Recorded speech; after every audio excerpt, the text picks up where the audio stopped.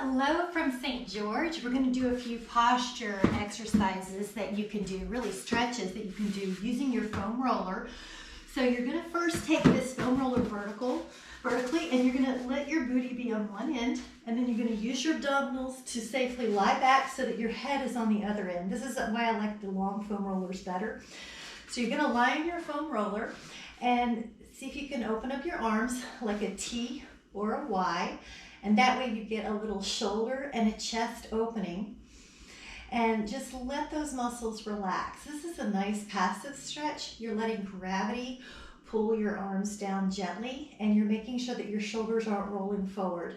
Now, if you have extreme tightness in the shoulders or upper back rounding, then you might notice your shoulders do this. If that's the case, if it's uncomfortable for your shoulders, or if you have an impingement syndrome, you can lower your arms down so that they're comfortable. Ideally, you want the palms facing up wherever you choose to put your arms, so that you're in external rotation, because so often during the day we're in internal rotation. So this is going to complement the activities that we do all day and the position that the arms tend to be in. We're stretching the front side of the body so that we can have a little more openness in the front side, and it's easier to have a good posture. Gravity's assisting us, so we don't really have to do anything but just relax. Now, I like to add a little extra stretch here where the feet come together and your knees open up like you're a little butterfly. And if you rest here, if that's not comfortable, just put your feet flat on the floor again. Otherwise, you get a little pectineus stretch, this short inner thigh muscle that a lot of people strain when they start explosive movements, running. So this is just a gentle stretch here. Arms are open in a Y or a T. And you have a beautiful chest expansion and front shoulder expansion. These muscles are habitually tight. Let's add on, if you move a little right and left, you're doing a couple things.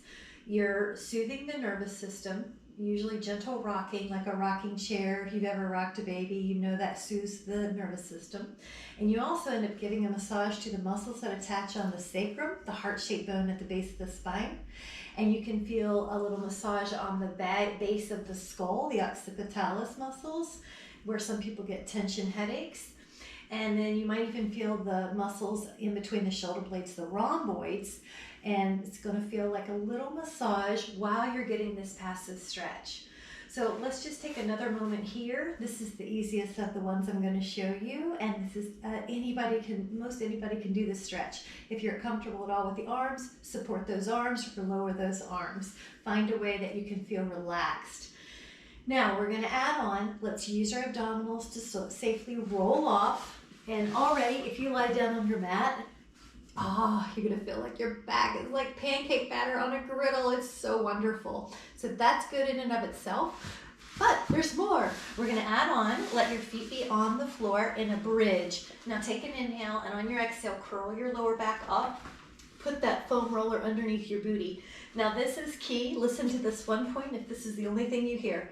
Make sure that roller is far enough down towards where the booty meets the hamstrings. I call it the gluteal smile, where that booty meets the hamstring. There's a little smile here. Some people call it peaches.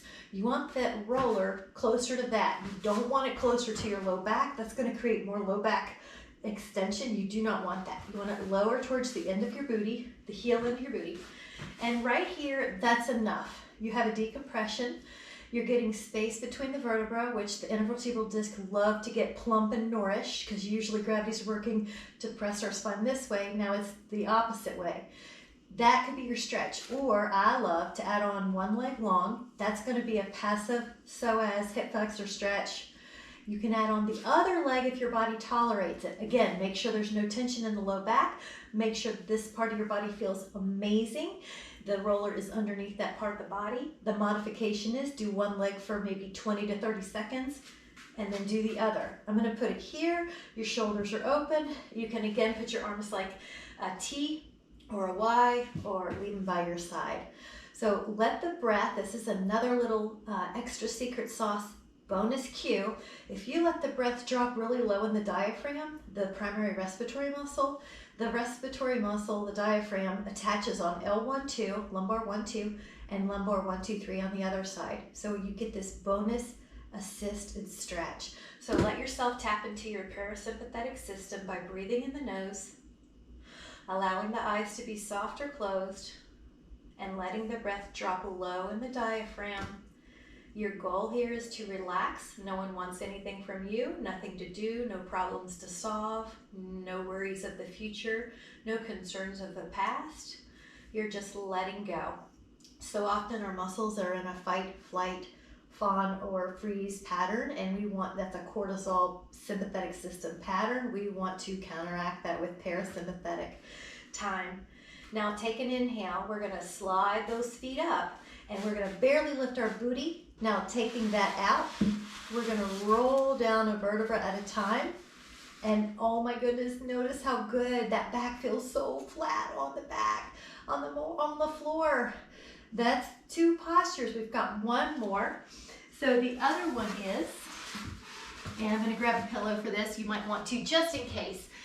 You're gonna put the roller on the upper back. Now, when you do that, you're lying back.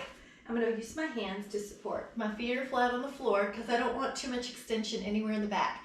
This parrot right here, L5S1, is prone to hyperextension. So I'm mindful that I'm not stretching too much there. I'm mindful that I'm not stretching too much where the skull meets the cervical spine. It's called C1 occiput. I want to be mindful that I'm in a normal continuous curve, nothing's excessive. Now, you can put your arms like a T or a Y. I've got the pillow here for my head. Another trick is to take 2 pillows or double up that pillow. I'll just demonstrate. I have a really long neck and I'm really flexible in the extensor, so I don't really need it, but I'm just demoing that you want everything to feel good and comfortable. Now breathe into the whole front body. Again, drop that breath into the diaphragm. Let your shoulders and your chest go. If your shoulders are popping up, you can always lower the arms down or just put them on your belly. You can make it all stretch if you open up your chest and shoulders. Now take another inhale. Notice how that feels to let the upper back be an extension. This is called passive extension.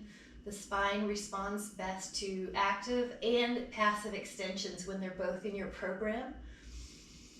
Inhale, this is counteracting all of the forward activities that we put our spine through during the day with work, with driving, with our sports. Take another inhale. And at first I'm just doing about 20 seconds. You can build your way up. Actually, let's do one more. It feels too good to get out, doesn't it? Take another inhale. This is the part of the back that most people get flexed and rounded and rigid, and without intervention, this is what will happen. That's why we're intervening. Now, I'm going to place one hand behind your head. You are too, maybe the other. And on the exhale, let your hand assist you to tilt your chin towards your chest and walk your feet out, and you can even use your hands on your thigh. We're going to move that magic foam roller. It's one of my favorite tools in fitness. And lie back down. You may use the pillow if you have any discomfort in your neck when you lie down, or boom, I'm gonna get rid of it. So take a moment to notice how flat you are, how your shoulders are soft like lily pads on a pond. Notice how flat your upper back is now. Notice how your low back has no tension. The front of your hips are soft and relaxed. You just want to imagine that you can tell I like food, your batter on a pancake, your pancake batter on a griddle. You're just spreading out and you're letting everything go. Now this is your new baseline for your spine and for your chest and for your shoulders.